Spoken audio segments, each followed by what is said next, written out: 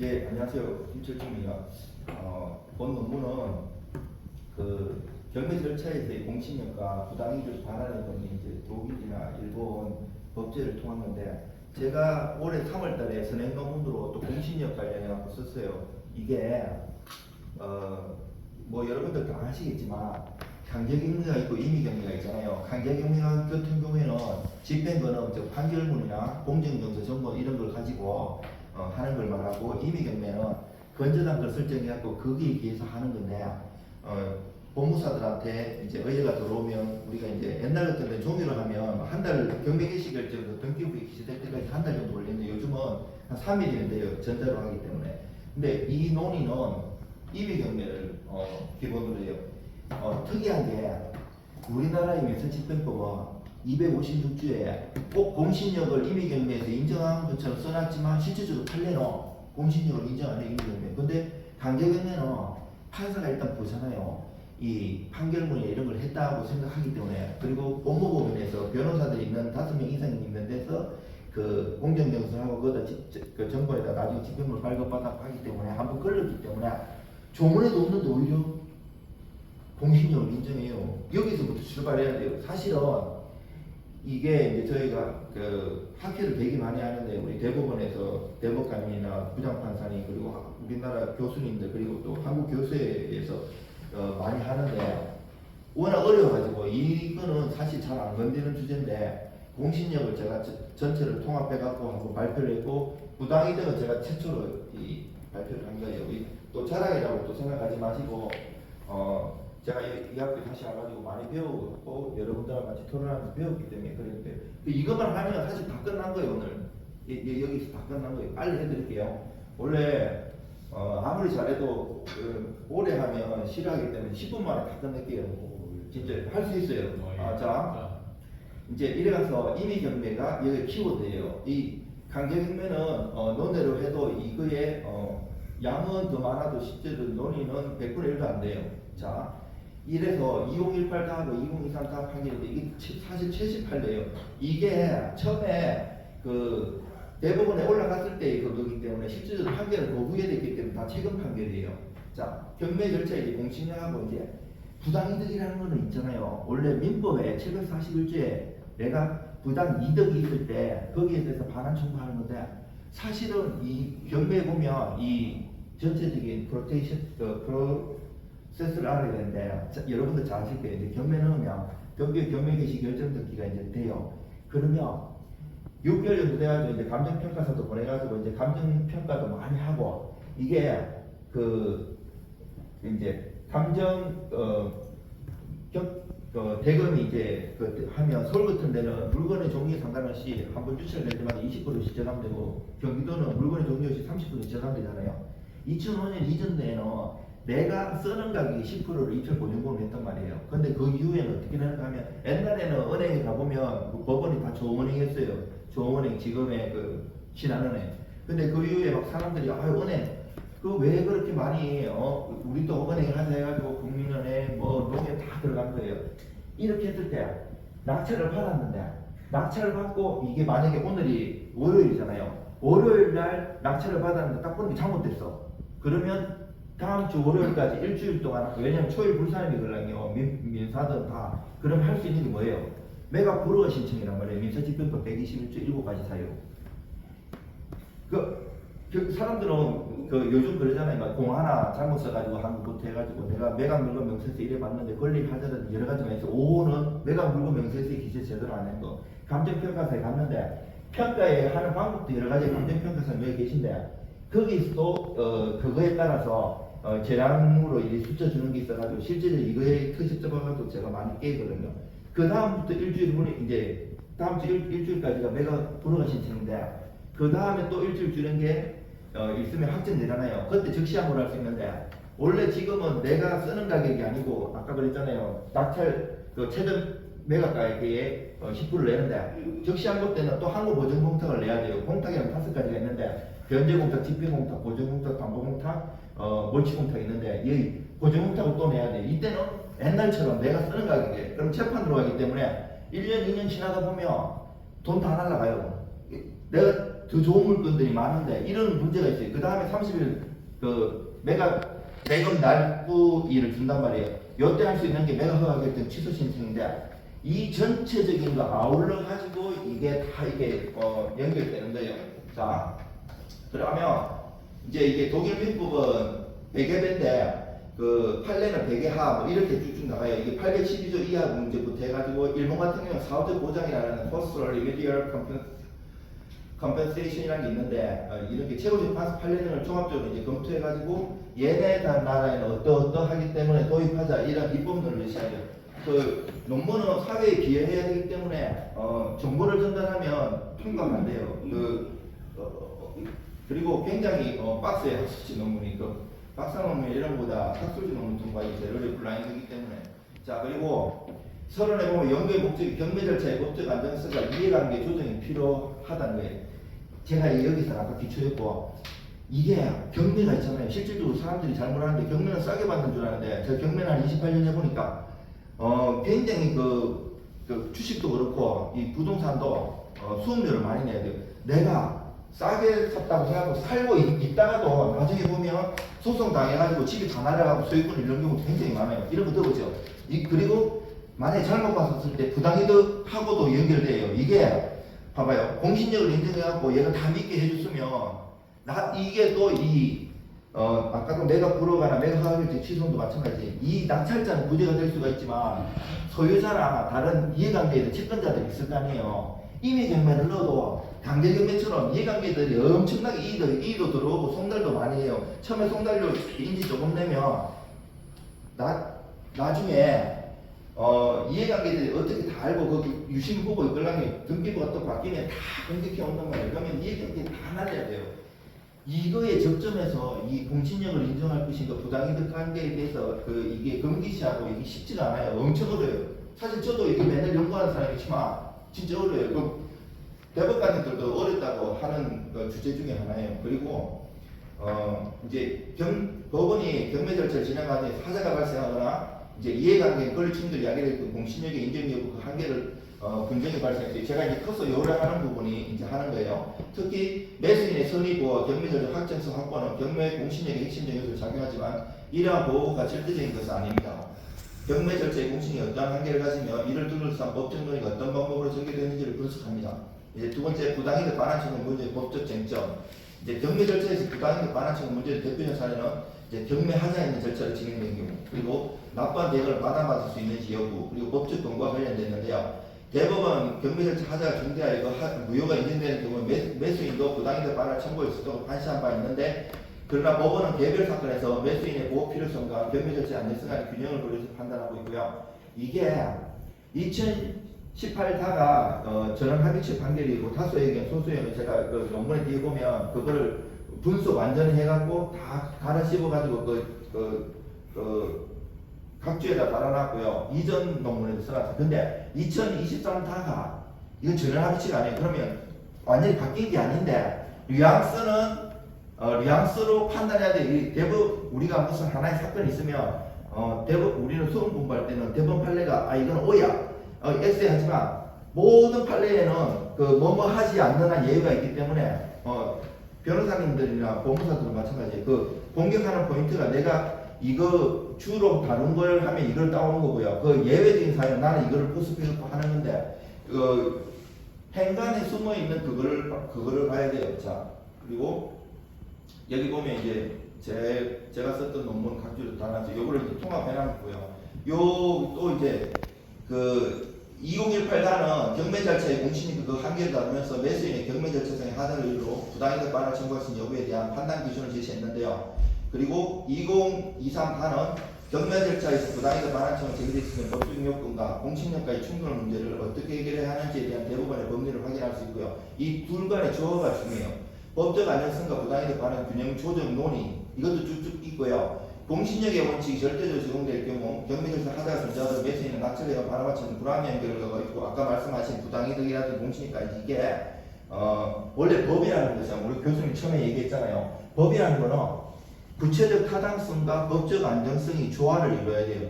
그 똑똑한 법관님들이 몰라서 그런 게 아니에요. 이 사안에서는 이 법을 알아도 이 사회가 참 흘러가려면 법적 안정성이나 이런 것도 따지기 때문에 조화롭게 항상 해결할 수 있기 때문에 그렇게 된 거예요. 그리고 이제 이게 경제의 공신력 법적은 이제 부당에 관한 충돌 구조를 중심으로 해가지고 공신력 개념이라는 거, 그리고 부당에 우리가 민법에서 말하는 공신력 개념하고는 달라요. 그 공신력이 아니고 등기에서 말하는 공신력. 우리가 등기에 공신력이 있어요, 없어요? 없어요. 그래서 등기부를 이거 하면 너무 길어져요. 제가 궁금한 거 있으면 카톡이든 대외적으로 하면 언제든지 전화 받고 하니까 상담 다 해드릴게요. 질문하는 것도 좋아해요. 그래야지 제가 이런 분들은 이렇게 생각할 수 있어요. 그리고 최고의 수재들이기 때문에 자기 분야에서 굉장히 도움돼요. 이제 수업하면서 이렇게 말씀하시는 거 제가 말하고 이렇게 토론하고 교수님 하는 게 굉장히 도움됐어요. 영감도 많이 얻었고요. 각종 하나하나가 대부분 아무리 내가 중요한 자리에서 발표하고 통과했어도 또 학술지라는데 계속 막 50개, 100개 막 지적을 해요. 그거를 다 이렇게 각주나 이런 데다 설명을 해줬어요. 그거 풀어줘야 되기 때문에 한번 꼼꼼히 읽어보시면 도움되시게 공부하시는데 그리고 이제 부당이도 이제 공신력이 이게 법률행위나 절차에 대해 제3자를 일반인이 신뢰할 수 있도록 보장하는 법적 효력을 의미하는데 공직 절차에 대한 신뢰 보호의 원칙과 밀접 관련이 있고 이는 법적 안에서 거래 안전 확보에 의한 제도적 장치로서 주로 등기, 등록, 행정적 관계직, 공유행까지 절차에 적용되는데 그 의미와는 여기서 말하는 건 조금 달라요. 경매 절차의 공신력은 매각 협상 결정 이후 낙찰이 결정을 시작하는 단계에서 특히 중요하게 작용하는데 매각 협상 결정이 확정되면 절차상 이제 낙찰 받고 7일 되고 7일 돼야지 14일 지난 뒤에 확정되는 거잖아요. 그때 보통 즉시 항고를 옛날에는 이게 참 이 법원 지원 오늘 마침 안 왔는데 제가 이제 사무관 승진심에 이런 강의를 되게 많이 했어요. 민사집행법이나 민사소송. 근데 우리나라는 이제 일본하고 다르게 경매 단계에서 이렇게 절차를 해보고 불법을 해보고 안 되면 소송으로 잘 안 가요. 소송으로 가면 1년, 2년 하고 이 경매 고수들이 되게 많단 말이에요. 근데 이 시드머니를 가지고 다른 데 투자해갖고 벌 생각을 하지 막 4년, 5년 하면 실질적으로 내가 재판이 이기도 구제가 안 돼요. 이미 부동산은.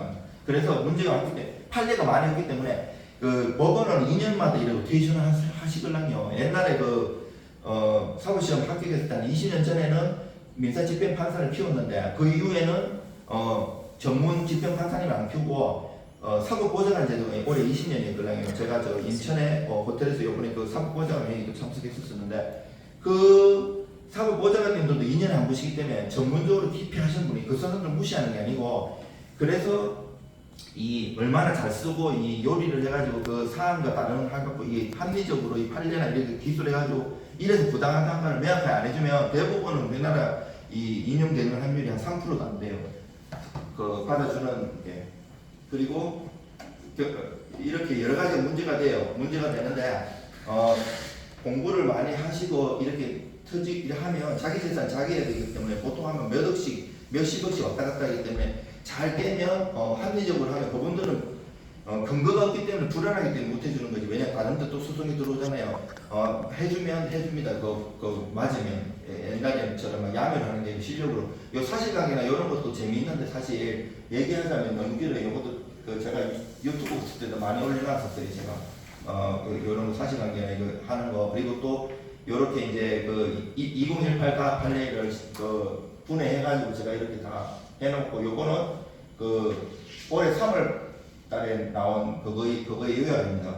그리고 별개의 의견도 있어요. 제가 봤을 때 별개의 의견이 더 타당한 것 같아요.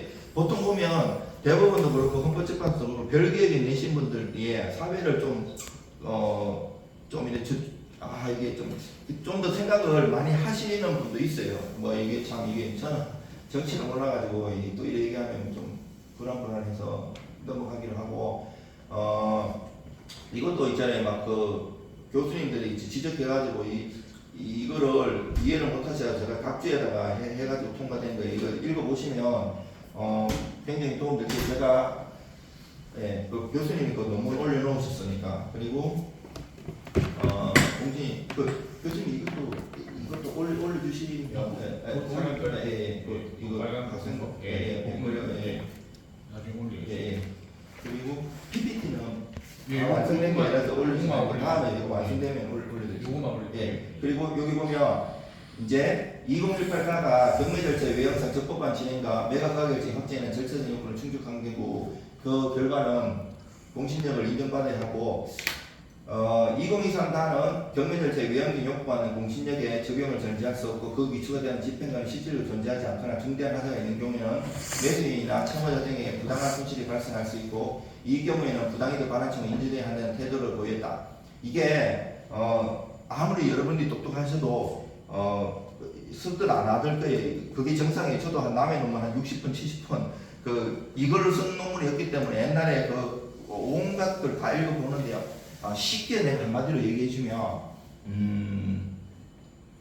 2018 다 하고 2023 다가 있다잖아요. 이게 전원합의체를 확 뒤집은 거잖아요. 뒤집었는데 옛날부터 뭐 공신력이 없는 거를 공신력이 있게 했거나 이게 아니에요. 그 논점이 되게 많아요. 여러 개 있는 것 중에서 부당이득이 할 것인지 안 할 것인지 2023 다도 이 전원합의체가 있기 때문에 이거하고 배치되는 게 아닌데 자세히 읽어보고 그 판례의 춤은 뜻을 읽어보면 2013 다는 어떠한 제한적으로 뭐뭐뭐 해갖고 제가 4가지 타이틀을 해놨어요. 이렇게 했을 때는 부당이득을 인정하는 것처럼 표현되어 있어요. 공신력도 인정한다 안 한다가 아니고 이런 경우는 해야 된다는 그런 디테일하게 있는데 이게 제가 약속대로 진짜 5분 내에 끝내드릴게요. 그리고 여기 보면 충분히 이해되실 거예요. 굉장히 여러분들은 대한민국 최고의 수재들이라 가지고 제가 어느 집단 가고 이렇게 독단 사람 진짜 못 봤어요. 진심이고요. 그 입법적 개선 방향을 제가 이제 해놨어요. 이것도 제가 모든 법을 다 찾았어요. 이게 국세기본법에 51조에 있더라고요. 이게 보면 5월 16일날 최종 확정되고 여기 각종 보면 여기 있죠. 5월 16일 법이 계속 바뀌기 때문에 논문 쓸 때 조회할 거는 몇 달 걸리기 때문에 처음에 검색해가지고 이렇게 돼서 또 내가 최종 컨펌은 다시 검색해 봐야 돼요. 안 그러면 실수할 수가 있어요. 그리고 형사소송법에도 있고 그리고 이제 부당이득 반환의 구체적 기준만에는 내가 이렇게 썼어요.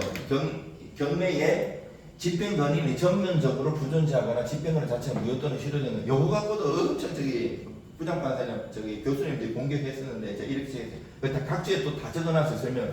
경매 개시 결정 중대한 위법 또는 하자의 규정경 즉 절차 개시 정당성이 결여된 경우 매각 결정 이전 또는 이후에 취소될 수 있는 중대한 절차 하자가 존재하는 경우 요 27번을 보면 아니 이거 판례가 명확하게 중대한 하자라고 쓰진 않았는데 왜 이런 표현을 썼나 해갖고 내가 설명해 놓은 거예요. 이거 대법원 이 판결이 건조사건의 피담보책이 이미 블라블라 이미 소멸했는지 나중 소멸했는지 경매 개시 결정 전인지 후인지에 따라서 다 다르고 요거 내가 밑에까지 다 읽으면 안 되고 요 보면 해당 판례는 명시적으로 중대한 하자라는 용어를 사용해놨으나 이제 지적해갖고 각 죽었던 거는 이 논문 쓰는 것도 이제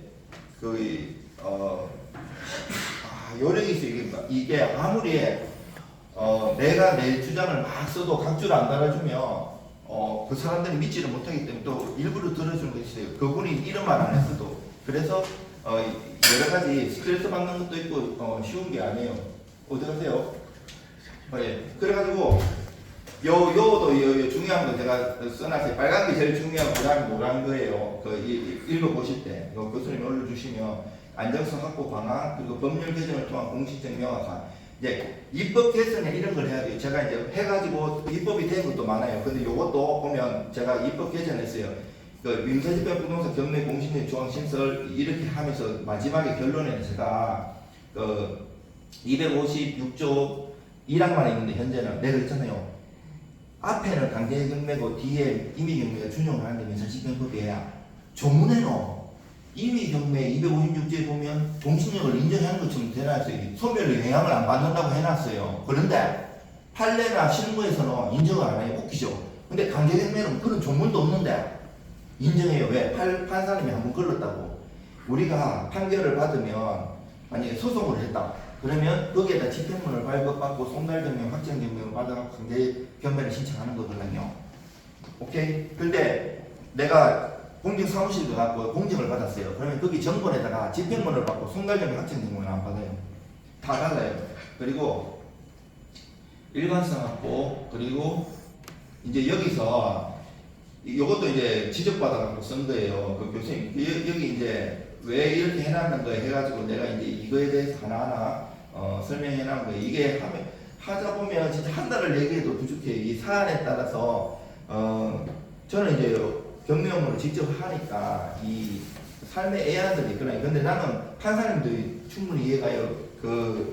그분들이 몰라서 그런 게 아니고 합법을 바꿔버리면 사회가 제대로 안 굴러가는 문제가 있거든요. 다 판결들이 우리가 왜 저렇게 판결했을까 싶어도 다 그분들 똑똑한 분들이기 때문에 다 이유가 있어가지고 다 그렇게 한 거예요. 그리고 여당이자 박사 논문은 판례를 정면으로 비판하면 학위를 안 줘요. 보완으로 가야지. 저도 비판했다가 빠꾸 맞고 다시 보완해가지고 이랬었어요. 그리고 이제 고등법원 판례 녹여갖고 그리고 학술지도 요즘 학회 논문인데 카피킬을 해가지고 3%가 넘어가면 저거 안 받아줘요. 이런 것도 그대로 가져오면 안 돼요. 내가 머릿속으로 다 이해를 해가지고 다른 사람 논문도 각주를 달면 이렇게 생각하잖아요. 카피킬을 안 걸린 줄 알지. 아니 각주 달아도 다 갈아엎고 내가 이해한 걸 써야 돼요. 그리고 대법원 판례 쭉 나오고 자 중간에 독일, 일본 이것도 핵심인데 여기 독일어 잘 알고 일본어 잘 아시는 분들 많을 거예요. 하다 보면 외국의 논문 이게 요즘 번역기 있잖아요. 그런 수준으로 가지고는 통과를 못해. 왜냐하면 50분 정도 읽어가지고 그 사람이 외국 학자의 논문이 무슨 행간에 숨은 의미를 해야지 이해를 할 수 있는데 그냥 번역하면 번역기 자체가 틀려요. 그 내용이. 그래가지고 제대로 외국어 공부를 많이 하셔야 되고요. 일본하고 독일 이래 있어요.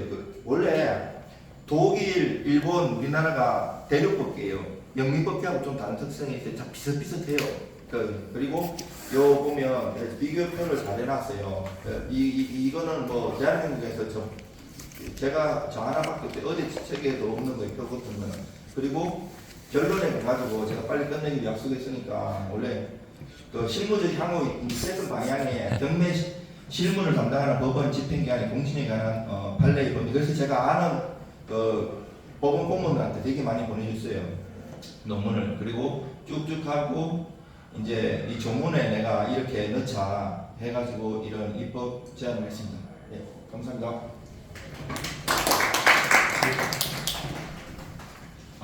예.